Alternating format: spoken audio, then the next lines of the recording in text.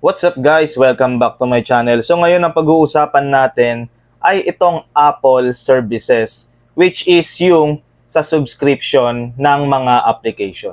So naranasan nyo na ba guys na singilin kayo sa service or sa subscription na nakasubscribe kayo tapos hindi nyo siya ma-cancel? Ito guys, ituturo ko sa inyo kung saan nyo makikita at kung ano ang dapat nyong gawin. So dito guys, makikita nyo na GCash ang nag-text sa akin. So bakit GCash ang nag-text sa akin? Kasi guys, ang payment method ko po sa subscription or sa Apple ID ko ay GCash. Kaya po GCash ang nag-text sa akin na meron akong payment na ginawa sa Apple.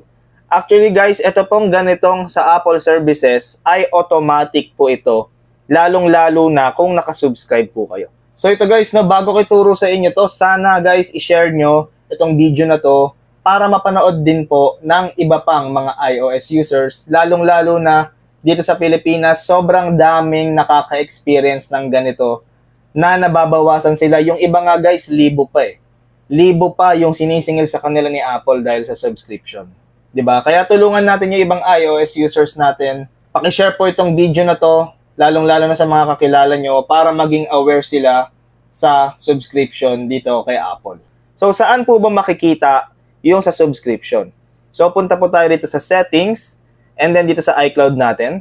And then, kapag nandito na tayo sa iCloud, ayan, click lang natin yung subscriptions. So, dito guys, ipapakita ko po sa inyo na meron po tayong active and inactive. Ipapaliwanag ko po muna yan. Yung active po, ang ibig sabihin po niyan, ay nakasubscribe po kayo, tapos hindi pa po siya na-expire. For example, ito po. Naka-renew po siya, ibig sabihin po niyan, magre-renew po yan January 9. So ngayon po ay January 3. Kaya po active pa siya kasi po hindi pa po siya expired. So dito naman po sa mga inactive, ayan po, nakalagay, expired November 29, 2023. Pero guys, take note po ha, na hindi porket naka-inactive po yan and nakalagay po dyan is expired, ay hindi na po yan magbabawas sa payment method nyo po.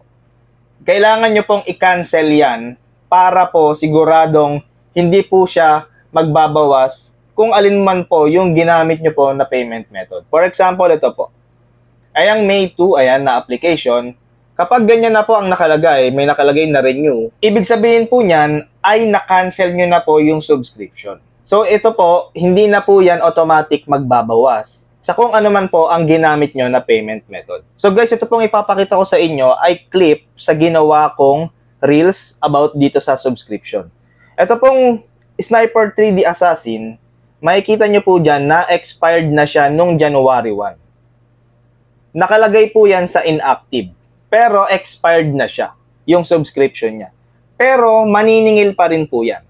So bakit siya maniningil? Kasi ganito po. Kaya po siya maniningil dahil hindi pa po siya naka-cancel. Ayan po yung lumabas. Ayan, cancel free trial. So para po hindi po siya maningil, kailangan nyo pong i-cancel yung free trial or i-cancel nyo po yung subscription.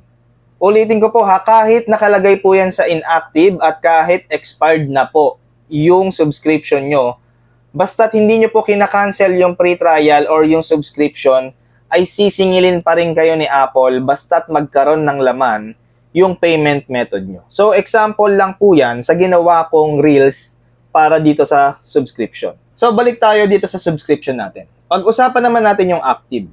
So dito sa active guys, ganyan po ang makikita natin.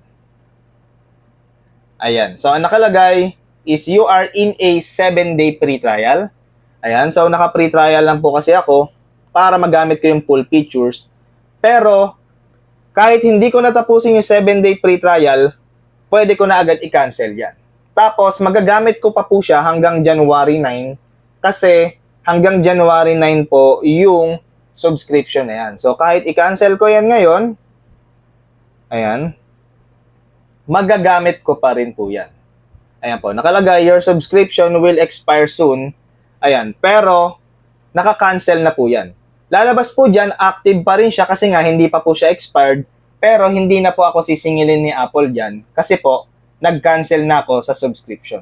So, ibig sabihin yan, after ng January 9, magkakaroon ng next payment, hindi na ako sisingilin kasi nga, kinancel ko na yung subscription. So, ganito lang po ang gagawin nyo guys para hindi na kayo magugulat na merong sisingilin sa inyo si Apple kapag nag-subscribe kayo sa isang application. Kung magpi-free trial kayo guys, pwede nyo na po agad i-cancel yon. Huwag nyo nang hintayin kung kailan yung expiration date nung subscription na yun. So hanggang dito na lang guys. Thanks for watching. See you on my next video.